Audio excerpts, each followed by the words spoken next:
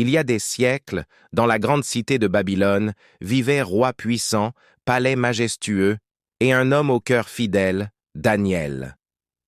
Daniel était conseiller du roi Darius. Il était respecté pour sa sagesse, et plus encore, pour sa foi. Daniel, ton esprit est remarquable. Tu seras au-dessus de tous mes autres conseillers. Mais certains étaient jaloux. Ils ne supportèrent pas que Daniel soit favori du roi.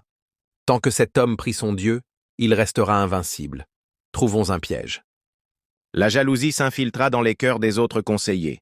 Leur plan venait de naître. Ils allèrent voir le roi et proposèrent une loi.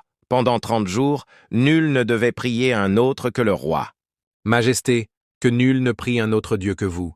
Toute infraction sera punie de mort. Sous des sourires trompeurs, ils posèrent le piège, et le roi, sans le savoir, le signa. Daniel savait que la loi était en vigueur, mais sa foi en Dieu était plus forte. Il continua de prier 3 fois par jour. Même avec un décret de mort suspendu au-dessus de sa tête, Daniel restait fidèle à son Dieu. Sa prière était plus forte que la peur. Les ennemis de Daniel l'espionnèrent et le dénoncèrent aussitôt au roi.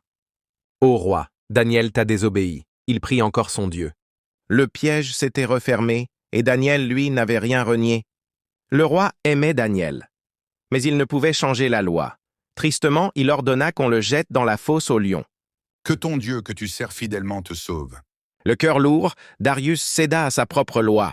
Il espérait un miracle. Daniel fut jeté dans la fosse, mais il n'avait pas peur. Il savait que Dieu était avec lui. Et cette nuit-là, Dieu envoya son ange. Il ferma la gueule des lions. Le matin venu, le roi courut vers la fosse. Il appela Daniel d'une voix tremblante. « Daniel, le Dieu que tu sers t'a-t-il sauvé ?»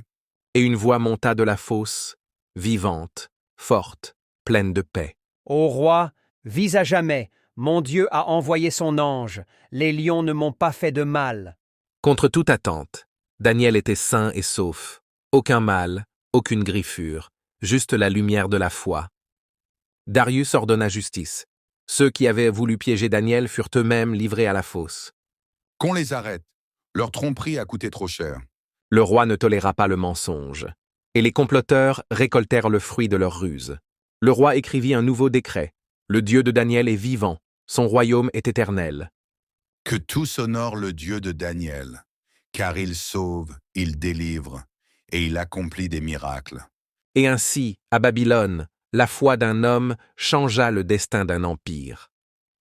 Abonne-toi pour ne pas rater nos récits selon la Bible chaque jour, sur un jour, une histoire de la Bible, et like et partage pour propager la bonne nouvelle tout autour de toi, merci.